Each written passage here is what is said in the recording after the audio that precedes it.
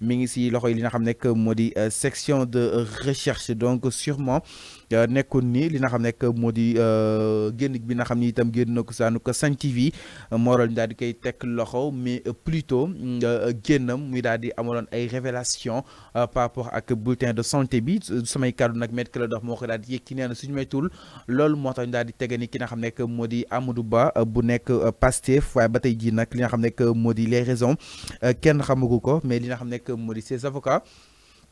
ñi ngi jéem reproché wu li nga xam ne que moo di section de recherche peut-être pour ñu daal leen war a mën a expliquer ana lan wala daal di teg loxo ki nga xam ne que moo di Amadou Ba bu Pastef donc démb nag benn ko li nga xam ne que moo di oto bu blanc moo ko daal day jël si fa nga xam ni itam mooy zaanu ko Sen TV ils n'ont pas fourni d'explication maanaam joxuñu ay explication la ko waral ñoom nee na dañoo tegu si benn li nga xam ne que moo di directive bi nga xam ni itam seen ay supérieurs ñoo ne ko daal di sant à ce que ñu daal di ñëw teg loxo ki nga xam ne que moo di Amadou Ba bu Pastef donc ce qu'on peut retenir ki nga xam nekk moo di Maître Clédor nag jàpp ne lu nu mel du leen lu dul wàllug ay persécutions yi nga xam ni itam ñu koy daal jëmale si parti boobu di nga xam nekk moo di Pastef donc du côté de la régie si c'est prêt dañuy dem si daan benn extrait rek bu ndaw par rapport ak démb la sortie bu Amadou Ba bu Pastef fa nga xam ni itam mooy zaanu ko Sen TV mais ki nga xam nekk moo di Maître Clédor li jàpp na ni peut-être à 70% jàpp ni loolu moo dal looloo waral daal di koy teg loxo la mu daal di jàpp fu mu toll nii nag mooy publié bi nga xam ni itam publié woon na ko li nga xam ne que moo di bulletin de santé Ousmane Sonko si page Facebook am laata communiqué bi daal di génn bu communiqué bi daal di génn juste la ko Amadou Ba daal di supprimer si saa si donc avant peut-être mu koy supprimer nga jàppale ni itam li nga xam ne que moo di yoon ak wàllu ko yoonal la gisoon na ko déjà moo waral mu daal di koy topp ba buntu Sen TV ba mu defee émission bu pare daal di koy li nga xam ne que moo di teg loxo donc ki nga xam ne que moo di Maître Clédor na jamono ji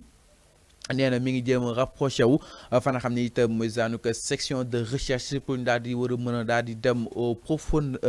profondeur li nga xam ne que moo di mbir yi xool exactement qu'est-ce qui s'est réellement passé waaye itam ana seen motif ana yan raison moo doon daal di teg ki nga xam ne que moo di loxo Amadou Ba bu Pastef alors donc ki nga xam ne que moo di Maître Clédor mi ngi noonu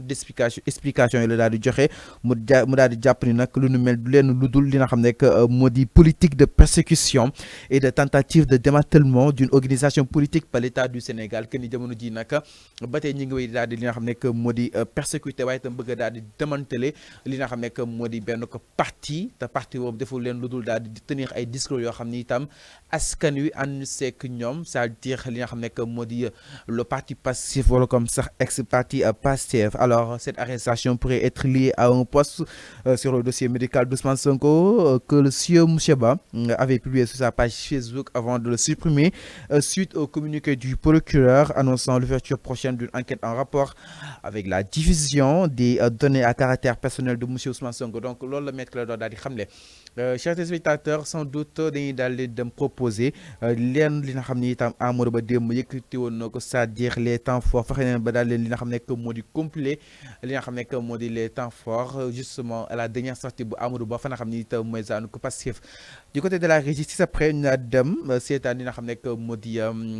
Amadou Ba bi daal di ñëwaat si nu mu gën a yaatoo si biir li nga xam ne que moo di plateau bi démb nag sa sorti fa nga xam ni itam mooy zaanu ko Sen TV donc peut-être ñu yaakaar ni kàddu yu fa daal di yëkki moo daal di koy teg loxo en tout cas ki nga xam ne que moo di son avocat a dit le contraire xam naa ni fii ak ay simili rek nañ si am li gën a leer par rapport ak wàllu wuuri mel donc dem seetaan parce que leur dernière sortie que ce soit le porte-parole du gouvernement Abdou Karim Fofana dégg nañ ko ci sortie mi avec des railleries naan lekk na tey ci suba ay maafeek ay affaires yooyu di ko ñàkkal fayda déggoon nañ ko mu wax ko la dernière sortie de Madiambal Diagne tentant de démontrer ou de distiller à l'opinion l'idée selon laquelle Ousmane Sonko non seulement est dans un hôtel presque 5 étoiles parce qu'il a osé même révéler le prix journée bi nga xam ni moom lañ koy fayal ci hôpital comme si c'était de son plein gré wala par jeu par stratégie ci la tëddee ci foofu di réanimation je pense que désormais avec la note que ce soit de l'hôpital ak de l'administration on sent que les autorités les plus directement concernées lancé nañ une alerte pour dégager ñoom seen responsabilité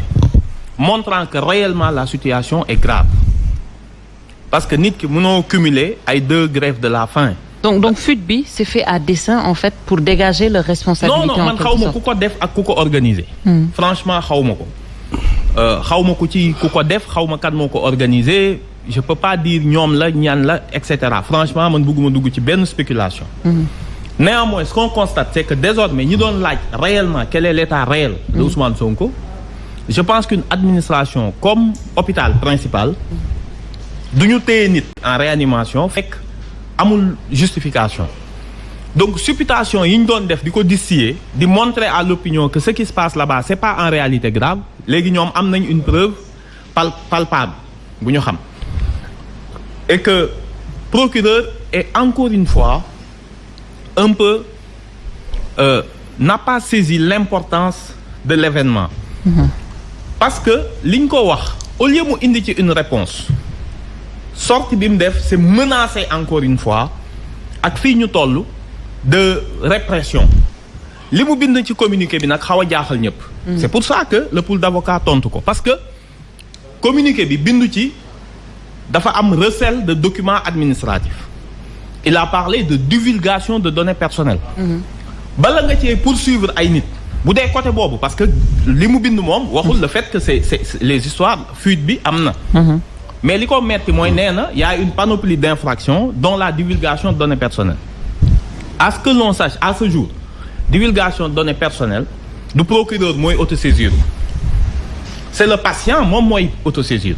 donc moom lu tax mu autosaisir jaaxal na ñëpp pour un sujet qui ne le concerne pas. Absolument. te li ñu gën a jaaxal avocat yi mooy. mais Ousmane Sonko bi ko gendarmerie jàppee di ko indi mais photoom dañ ko bi ko jëlee Tamba di ko indi mais 2 minutes après Anita TV daf ko indi image yeeg yëpp. d'ailleurs avocats yi wax nañ loolu ci seen communiqué. moo tax ñu jaaxle. ni ko yow c'est la première fois ngay défendre le secret médical concernant Ousmane Sonko bi mu nekkee suma assurance. mais dañoo teg ordonnance yi ñu ko bindal. di ko lire procureur def na conférence de presse naan Ousmane Sonko dafa asthme. on l'a entendu. mu def point conférence de presse di wax Ousmane Sonko dafa asthme. donc tey qu'est-ce qui doit justifier moom mu ne moom le procureur day nekk le bouclier de Ousmane Sonko parce que dafa bëgg a protéger ses données personnelles. je pense que ce qui les gêne c'est pas tant qu'on ait divulgué les données médicales ou le bilan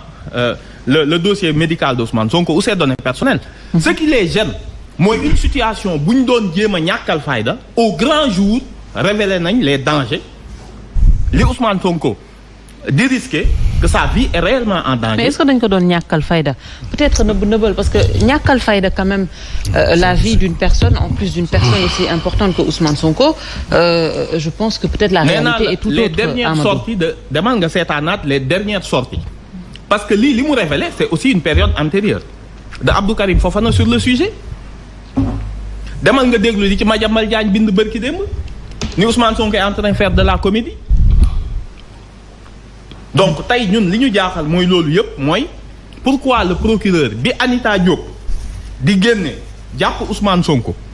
ses papiers ses pièces d'identité di photo lépp li nga xam ni ses effets personnels la ba ñu photo ko ci alors qu'il est entre dans les liens de la détention daanaka parce que il est entre les mains des forces de l'ordre kan moo génne photo bi kan moo ko fuiteloo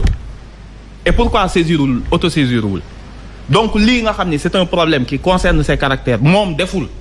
en plus xam na kan moo ko njëkk a publier pourquoi muy menacer nit ñi si tant est que kan moo ko publier xaw ma dans l'administration kooku dugguma ci mais Juan Branco moo ko publier on est à l'ère de l'information léegi munoo toog naan te en plus c'est pas estampillé confidentiel ou dara bindu ko ci donc les gens de bonne foi sans savoir mën nañ ko parce que gis nañ ko ñëpp di ko partager Sénégal partagé na ko Juan Branco partagé na ko léegi yow boo ci bëggee topp ay internautes bëgg leen ci parce que am na j'ai entendu ñenn ñu commencé convoquer. ah bon oui am na ku ma dégg convoqué nañ ko parce que daf ko partagé ñu ne ko non on se trompe de combat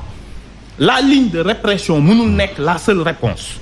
à ce qui se passe léegi ñun li ñu ko wax mooy yow bi nga lire les deux communiqués ce qui devait être votre posture en tant que procureur de la République parce que nag procureur de la République la citoyen yëpp la fi nekkal moo doon moom mu interpeller le ministre de la Justice sur la situation ni ko attention il y a une personne qui est en danger xam nga il faut qu'on s'intéresse à ça mais yow sa seule réponse mënul nekk comment protéger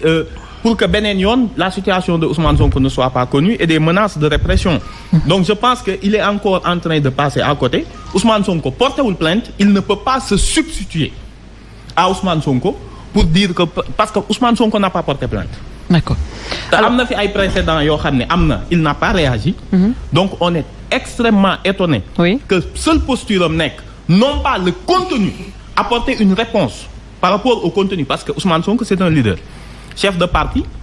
favori de l'élection présidentielle mu neex leen mu naqari leen. Je pense que réponse yi mu waroon a indi c'était par rapport à sa situation médicale et quelle est la réponse prévue de l'administration te moom mu nekk au cœur du processus plutôt que mu te gis nga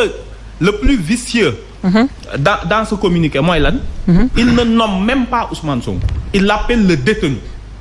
Il n'y a pas le nom de Ousmane Sonko ci communiqué, il le nomme le détenu parce que ñoom nee nañ il est toujours en état de contumace moo tax dans le communiqué le nom Ousmane Sonko nekk ci. D'accord. nee nañ ko le détenu donc loolu lépp c'est un jeu de mots yoo xam ni c'est inutile et que nag indi une réponse c'est que le peuple sénégalais attend, c'est une réponse judiciaire et politique sur la situation extrêmement grave de monsieur Ousmane Sonko. Alors maître, est-ce que foofu comme ni ko peut-être Amadou waxee on n'est pas en train de se tromper de combat, est-ce que posture bu ñu waroon am c'était pas plutôt de s'intéresser à l'État? Alors moom moo nekkoon ki nga xam ne moo di Amadou Ba bu Pastef mu daal di jàpp ni fu mu toll nii nag xamul exactement kan moo daal di fuité li nga xam ne moo di le secret médical bu Ousmane Sonko tantôt ñu ne avocat la tantôt ñu ne peut-être administration bi la en tout cas ki nga xam ne moo di le procureur dugg na si benn poursuite jëm si képp ki nga xam ni itam laale nga si par rapport ak wàllu wu ni mel ki nga xam ne moo di moom sax métti la daal di jàpp ni suñu méttul loolu la ñuy daal di toppee ki nga xam ne moo di Amadou Ba parce que moom fësal na ko